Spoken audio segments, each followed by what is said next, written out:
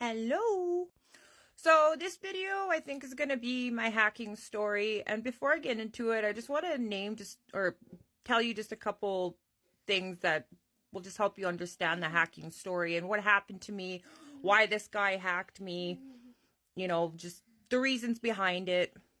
And we obviously know why. It wasn't just to, have my photos, my information, but he wanted to know all my relationships, and which he doesn't, which is good. There's a good amount that he doesn't know, but like that's what he was trying to go after. That's why he hacked me in 2020. Not only that, he did also hack me right after. He tried sending me an email from that girl. He was claiming to be Kayla LaRock. And, he sent an email to one of my emails and said, threatened me, said that he's going to come to my house and come beat me up. And he was pretending to be her. And I straight out said, I know exactly about your history with this girl. There's no way she would be at your house. And then magically a week later, I get hacked. And how I know he wanted to know about all my relationships was he not only was desperate to hack me, because I wasn't falling for it through a lot of accounts, but he started reaching out to me from people that were from my old Facebook, because my list was open. And he also reached out to people that, I met on dating apps that I didn't even have on social media at all. But another thing that's, I want people to know is when this guy hacks you, or if anybody hacks you, and they take your account, whether it's Apple or Google or whatever it is, I'm pretty sure Apple's different. Once your data is deleted, it's gone. But the thing about Google, and what mine was a Google account that he tried stealing, and the last one too, is he can, know your location, your pictures, your search history, your text, your emails, all of that, right? Your contacts.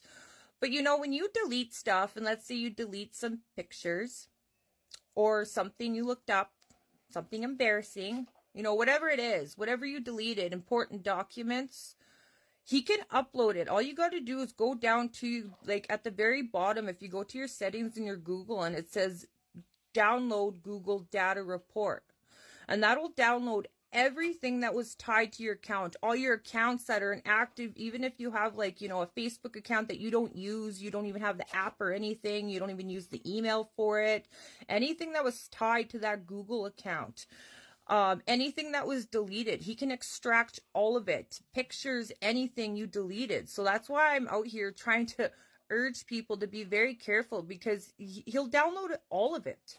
That's why a lot of platforms moved up to doing selfie video verifications, because a lot of accounts are getting hacked. Verified accounts, they're becoming falsely verified through scammers and hackers, because people, I know it's very common, people upload a screenshot of their driver's license, to verify stuff online.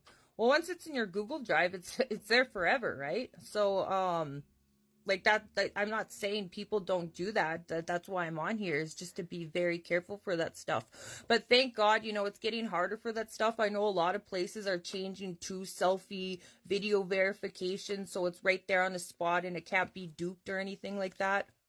It works like a one-time password, so, it can't be stolen and copied and, used by perpetrators for other reasons, so they can't pretend to be you, right? And they can't verify pages on their own.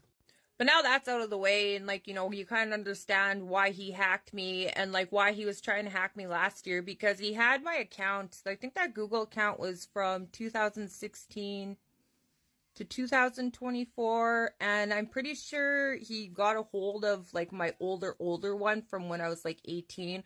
I think they were linked. I'm not 100% sure, but I'm just assuming. And then when he tried to hack me last year, it's he had all the updated information of everything, and it's just, it's gross. It creeps me and everybody out around us. It just gives us the heebie-jeebies. And then people see his picture and they laugh at the type of ego this guy has for being so angry for being rejected. And while we're on the subject of being rejected, everybody's been rejected. Whether it's been friends or lovers, it doesn't matter how good looking or how great you are, everybody's experienced it. But most people are smart enough to know that if you're rejected and you're unwanted, why would you want that? You can't make someone love you. You can't make someone want you. And like, why would you want someone that doesn't want you? I'll never get it. And that's why this goes along the line of like, he's psychotic and there's a lot more. It's just, it's not even about understanding. He's just got something seriously wrong with him. Especially to want to hack and want to know absolutely everything and see everything that this person has done online, every conversation they've had. Like, that's just, yeah, that is, like someone said, next level. And I'm not even that great. I don't get it. When I think about it, I'm like, really, me? Why? And then that's why I emphasized the vulnerability, because it had nothing to do with me. I think also with his second attempt trying to hack me last year was because also I wasn't really aware he hacked my original accounts until last year. And so he probably just thought he could do it again and, I wouldn't know. I'd have no idea. But I do. But anyways, I went into details about how I got hacked in 2020 and just kind of what happened. And, that's really all that I can remember what happened. And, it's in my 6th series.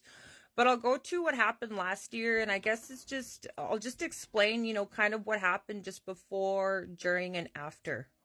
So, I mentioned how when I started doing my investigations, before I caught him behind my friends' accounts, behind other accounts, like just, when I noticed weird things going on, and I noticed him behind just other random accounts from like Facebook Marketplace and just other random accounts.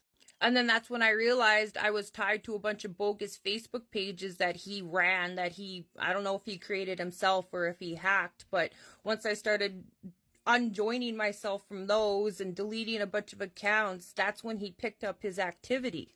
And then that's when I started noticing, and, he was giving himself away, and then I really started buckling down and I had to get moving.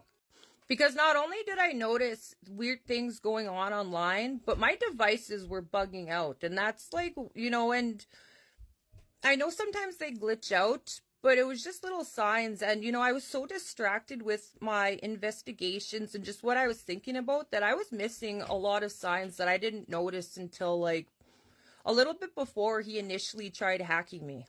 And since my one Google account was tied to my phone and it was also logged into my laptop where my school email was logged into, he was trying to take all of it because they were all combined together. And, he almost did, but I was pretty quick in action. But before he initially tried, the things that were happening was like I kept getting pop-ups on my computer for like an antivirus. And I know that's normal sometimes, but when activity started picking up on his end, when he was trying to like, talk to me from different accounts, like he was getting really desperate and he was trying hard to do like just regular phishing scams.